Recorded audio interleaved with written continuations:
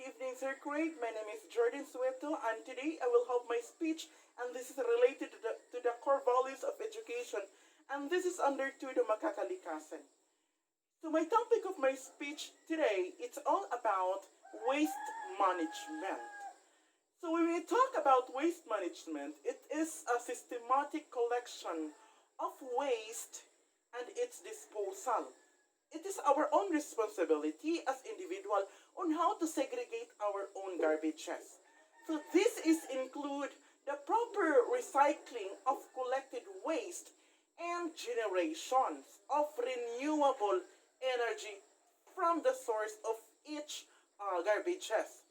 So again, when we talk about waste management, it is the initiative. It is our own initiative taken by countries or our own places or community. Either it's our national or international level to care about our own society or community. So as individual, it is our own responsibility to act to provide a good environment for the present and the future generations. So, in the human history, waste management has become important after inventions and industrializations. So, prior to industrializations, simple burying was okay or was good to them to handle waste on how they were segregate their garbages. So mostly biodegradable equipments like utensils, tools, and etc. were passed down from generation to generation. So as a mass production was unknown in those days, but with industrialization, the use of our waste management and ecology this increased population and indulgence for recreation more than manageable waste are getting produced by day. So since this is waste poses serious threat, and this is can lead to health concern environment. It's because if we do not know how to segregate our garbages or our trash, it can lead to us unhealth issues. Like for example, if we do not know how to throw our own cans and it will the time will come, it will rain and it will fall into a water. There can be a probability that it can lead to a dengue or something that not only for that, it can cause also for the air pollution. So waste management tagline was propagated the world all over this 3R, and this is reduce, reuse, and recycle. So when we talk about these things, at first level, waste management will be effective if all of us, individual, will cooperate and through by group or individual responsible on how to take care in order to reduce the use of things. Okay? So second, if everyone could be reduce their uses of those things that is not totally secondary or not totally good or not good in our society or community, we can give a little bit contribution in a segregation of our garbages. Then after that, so significantly, the waste management makes an effort on how to be our community cannot affect health environment issues. Okay. So the final is the importance of emphasis of the unuse or in use of recycled things. If we know that these things can be used for the next time, well, we do not throw it away. So that in order to, we can reuse that thing. We can, like for example, cans. In a way, we can make a pot or something. We can put it in after we going to use after we used the food inside the can.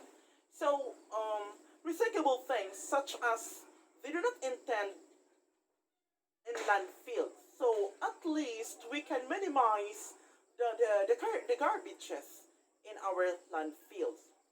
So incinerations of landfills as a method of waste management, and this is number one help, or this is number one contribution in our society and our landfills. In here in Bayawan City, we have our own landfill in Barangay Umod, Barangay Maninihon, City Umod. It's located upper part of the Bayawan City. That is landfill over there. The segregation of all the garbages in Bayawan collected by various barangay. Okay. So the last resort as they cause air pollution of our garbages if we do not know how to handle with it. Residents of waste or consist about 65% of trash generated from everyday activities. So the entire Bayawan from various barangay gathered 65% of trash generated from everyday activities. So these are collected from door to door, segregated before disposal to the landfill in Barangay Maninihon, Umod. So the biodegradable organic waste or composted and reused as manure. Okay, this is very common to us. Like for example, the waste product of our animals, like a carabao or horse, we can also reuse that one as a fertilizer to our plants. Then the non-biodegradable waste like rigid plastics, containers, glass, tin, and aluminum metal can be recycled for a new use. As what I've said earlier, we can make them a pot for our flowers, or we can make them as a strong foundation of our fences, like, and then we can also um, reuse them in our innovative way. So the use of non-recyclable like plastic bags and polystyrene or else like cups have been reduced to recent years even. So we're just going to keep it because I know for sure in the long run we can still use those kind of non-recyclable things. So there are some LGU banned, there are some local government banned this kind of things, but some of LGUs are also, collecting this kind of recyclable things. So electronic and other hazardous waste, electronic or hazardous waste require proper disposal. Of course, this is very important. We have to require or proper disposal in order to we cannot hurt somebody or we cannot damage somebody, like especially our neighbors or the people around us or the people surrounded by us. So for example, we can also encourage our vendors to specialize and recyclable process because usually we can consider have a highest population or have a highest of ratings in garbages is our vendors. So we will be the one to conduct them. We will be the one to tell them about that. What are the procedures on how to segregate the garbages in order for us to minimize the population, not only in the air pollution, not only in the land pollution, but it also refers to the triple. This is refers also to the three pollutions like the air, land, and water. Because if they don't bury the garbages and where they can easily throw away is on the river, near in their houses or in the suba or somewhere that can lead to water pollution. So again, we will be the one to conduct a proper segregation. So that's why in the waste management we have to show a caring attitude towards other people in order to build confidence, in order to build trust to our fellow residents in our own barangay, and not only in our own barangay but also in our environment. So of course, when dealing with this one, we can also practice waste management through the the lead of our, through the guidance of our barangay captain and officials for this. So in this time, we can also conserve energy and resources. We can take care of we can take care of our school materials and facilities and equipment. Of course, it's very important.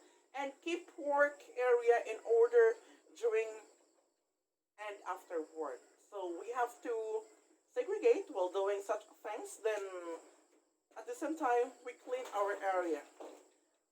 That's all for today. Once again, my name is Jordan Sisueto. I hope that you've learned my speech about waste management. Merry Christmas, everyone, and Happy New Year.